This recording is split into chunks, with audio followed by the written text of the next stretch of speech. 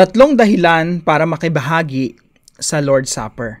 Pag-usapan po natin yan sa devotion natin na ito. Magandang araw po sa bawat isa sa inyo. Welcome back to our 365 Daily Devotions Seminary Edition.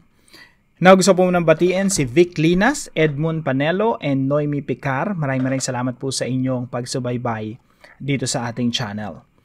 Now, ngayong araw po, ang topic po natin ay transubstantiation.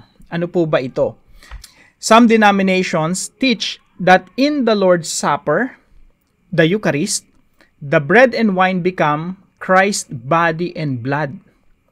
Though they still look like bread and wine, this view called transubstantiation claims the element change in substance by God's power. So yung substance ng bread and wine nagbabago, nagiging dugo ni Kristo at nagiging karne o yung katawan talaga ng ating Panginoong Jesucristo. Pag naglo-Lord's Supper daw tayo. So isa pong view yon. However, a more biblical view is that Christ is truly present, not physically in the elements, but spiritually. By the Spirit and through faith, the bread and wine remain bread and wine, serving as signs and seals of God's covenant promises. So yung Lord's Supper po kasi ito po inutos ng ating Panginoong Jesucristo na gawin natin bilang mga disipulo niya. So makikita niyo po yun sa mga churches, yung pinagpira-pira sa mga tinapay o yung iba, ostya ang ginagamit. Yung iba naman ay may mga liliit na kupita tapos nandun yung grape juice. No? Yun yung Lord's Supper nila. So kami po every week ginagawa po yan sa mga house churches. And hopefully lahat po ng mga house churches natin, no, basta kayo ay baptized na, hindi naman required, no, na sa community lang namin, no, kailangan baptized ka. Pero siyempre sa ibang community, hindi ko alam kung paano ginagawa ninyo. Pero sa amin lang, required na kailangan baptized, no, baptized believers. Pwede na mag-partake dun sa Lord's Supper. So sabi po dito sa Matthew 26 verse 26 hanggang 28, while they were eating, Jesus took bread, and when he had given thanks, he broke it and gave it to his disciples. Nung ating Panginoon Jesucristo, kinagabihan bago po siya ipako sa krus, nag-Lord's Supper muna siya yung nag-administer, kasama yung mga disciples niya. Nagkaroon sila ng Passover. At pinaghati-hati ni Jesus Christ yung tinapay, pinagsalu-saluhan nila. At sabi ng ating Panginoon Jesucristo, sabi dito, saying, "Take and eat, this is my body." Ito yung katawan ko. Then he took a cup, and when he had given thanks, he gave it to them, saying, "Drink from it, all of you. This is my blood of the covenant, which is poured out for many for the forgiveness of sins." Sa Tagalog po, habang sila'y kumakain, ay dumampot si Jesus ng tinapay, binasbasan niya ito at pinagputol-putol at ibinigay sa mga alagad. At sinabi, "Kumuha kayo, kainin ninyo ito. Kainin ninyo, ito ang aking katawan." At kumuha siya ng isang saro at ng mga pagpasalamat ay ibinigay sa kanila na nagsasabi, "Uminom kayong lahat nito, sapagkat ito ang aking dugo ng tipan na nabubuhos dahil sa marami sa ikapapatawad ng mga kasalanan." So ito po yung una nating katuruan ngayong araw. 3 reasons to practice the Lord's Supper. By the way mga kapatid, inutos to ng ating Panginoong Jesucristo. Sabi ni Jesus Christ, "Do this in remembrance of me." Inutos ito pero marami po sa atin hindi naglo-Lord's Supper, no? Kahit mga baptized believers na, kahit matagal na sa church or yung ibang mga churches, hindi masyadong binibigyang halaga ito. Ito po ay ordinansa, church ordinance, na inutos mismo ng ating Panginoon Jesucristo na dapat natin ginagawa. 3 reasons to practice the Lord's Supper. Number 1, para po marami pong talakayan patungkol dito, sinimplify ko lang po, no? Past, present, and future.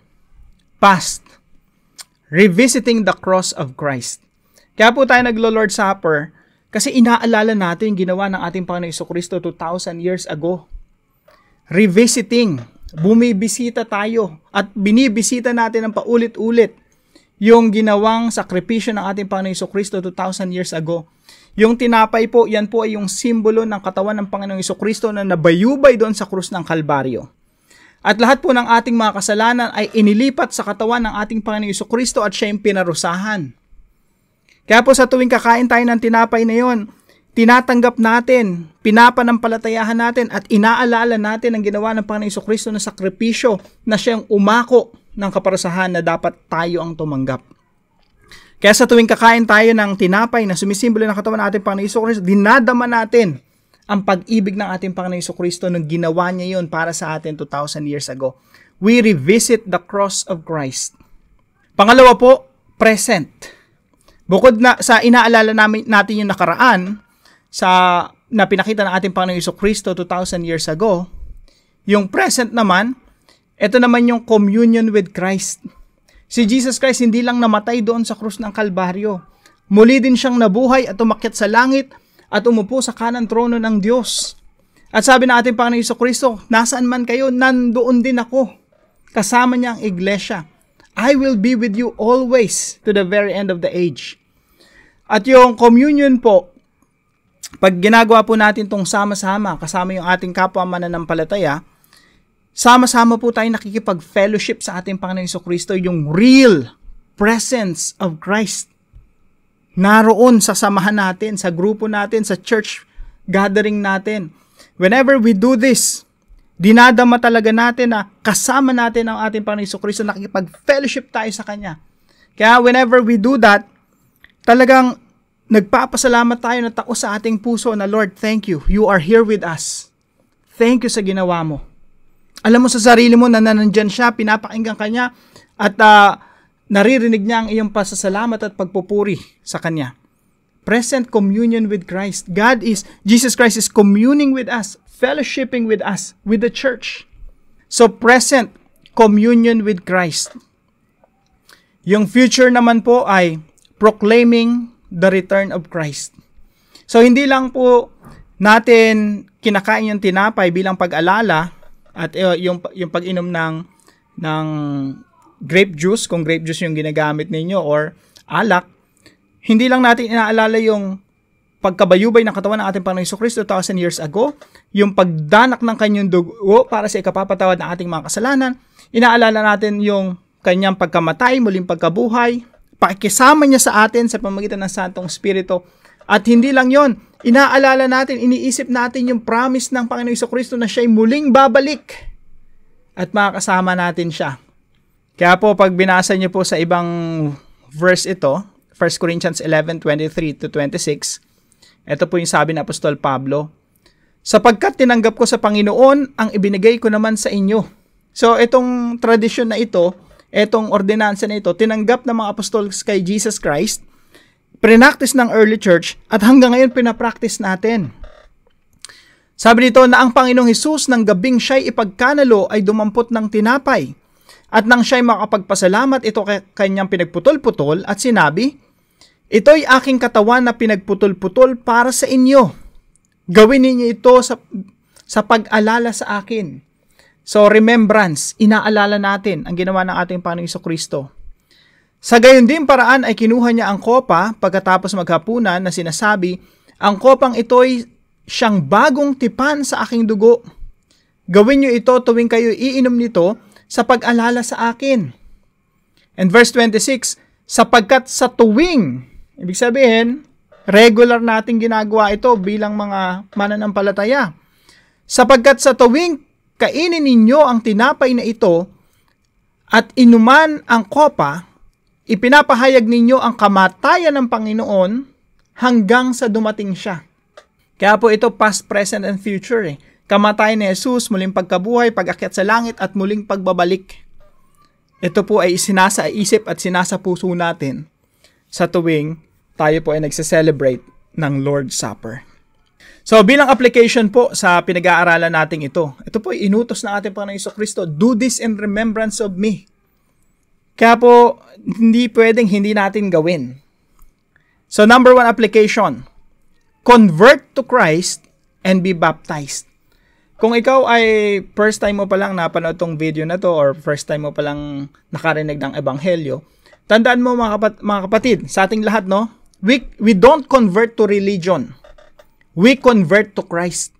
Hindi tayo nagko-converte sa isang samahan, isang relihiyon para maging membro nun. Nagko-convert tayo kay Kristo mismo para maging membro ng katawan ni Kristo. kahit nasang lugar pa tayo. Kahit sino pa yung mga kasama natin, basta kapwa natin na na-convert kay Kristo. Kaya hindi natin ine-emphasize yung religion dito sa mga devotions natin. Ang ine-emphasize natin, ma-convert tayo kay Jesus, hindi sa kung anumang relihiyon. Convert to Christ and be baptized. Dalawa po yung ordinansa na binigay ng ating Panginoong Jesucristo, baptism at Lord's Supper. Now, sa aming community po, pinapractice muna namin baptism. After ng baptism, pwede nang mag-Lord's Supper. Pero nasa sa inyo po, hindi ko po alam yung inyong mga practices. Naniniwala ako na wala namang, kumbaga, matotolerate naman natin yung mga differences when it comes to this. And number 2 po, kapag tayo i-baptize na, particularly sa mga membro natin sa mga house churches, micro churches, every time na magsa-celebrate tayo ng Lord's Supper, confess your sins.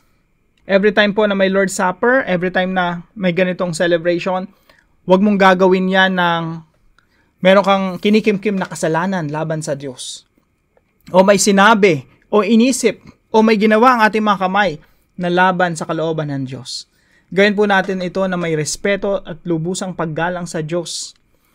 I-confess muna natin yung ating mga kasalanan sa Diyos at sa kapwa natin. Confess your sins to God and to one another. Kung meron kang accountability group, sabihin mo sa Kanya, nagkasala ako. Or kung ikaw nakagawa ng kasalanan sa Kanya, sabihin mo, I'm sorry. At gusto ko mag-communion ngayon. Gusto ko mag-Lord's Supper ngayon nang malinis ang aking puso at nakapag-sorry na ako.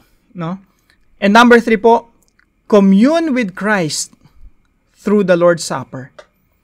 So, convert, confess, commune. Yung commune po, ito po yung nakikipag-fellowship ka, mataimtim ang iyong pakipag-usap sa Panginoon, lubos-lubos ang iyong pasasalamat kay Jesus. Every time na naglo-Lord's Supper tayo, umiinom ng simbolo ng dugo ng ating Panginoong Jesucristo, dinadama natin ang pag-ibig niya sa atin at sinasabi natin yung pagsamba, pag-awit, pagpapasalamat sa ating Diyos dahil sa kanyang ipinakita na pagmamahal sa atin 2,000 years ago nung ating Panginoong Jesucristo ay namatay doon sa krus upang akuin ang kaparusahan na para sa atin.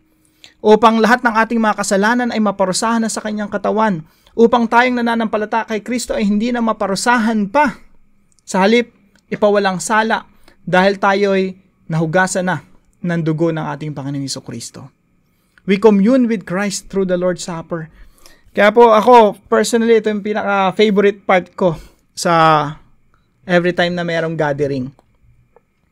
Na ito talaga yung mataimtim na inaalala mo ang ginawa ng Panginoong Jesucristo 2,000 years ago. Ito yung lubos-lubos yung pasasalamat mo, pagpupuri, pagsamba sa Panginoong Jesucristo. You're really communing with Him. Yung essence po ng Lord's Supper, you're really having this activity with the Lord Jesus Christ. Na para bang nandyan siya katabi mo. Yung real presence. Hindi po transubstantiation na nagiging karne, yung tsaka nagiging dugo, yung iniinom natin. Kundi, yung real presence ng ating Panginoong Jesucristo, naririyan siya kasama natin. At doon kinakausap mo siya, thank you, Jesus. Thank you, Jesus. Kung hindi ka namatay doon sa krus at hindi ka muling nabuhay, my life is hopeless. I am helpless. My existence is pointless. Walang kabuluhan ang buhay ko. Sa halip, mapapahamak lang ako kung wala akong tagapagligtas. So, commune with Christ through the Lord's Supper. Kaya in-encourage ko po lahat po ng mga micro-churches natin at lahat ng hindi nagpa-partake, kung depende sa church nyo kung anong requirement, kailangan mo magpabaptize ka and partake in the Lord's Supper. Para po sa ating discussion, why do you have to partake in the Lord's Supper? Tayo po'y manalangin. Lord God, thank you for sending Jesus, our Lord and Savior. Since Jesus commanded us to practice the Lord's Supper, please help us to understand its importance and how it nourishes our relationship with you and with our fellow believers. Help us to see the deeper spiritual reality of your presence. As we take the bread and cup, may we be nourished by your grace, refreshed by your Spirit, and assured of your covenant promises. Keep our eyes fixed on Jesus, who gave His body and shed His blood for our salvation. In Christ's holy name I pray.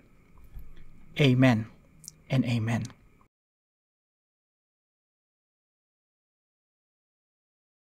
Maraming salamat po sa bawat isa sa inyo. Kung kayo po may natutunan, ipaalam niyo lang po sa comment section right below this video. And please don't forget to share this devotion to your family and friends. God bless you po. See you po tomorrow 5 a.m. dito sa ating Daily Devotions.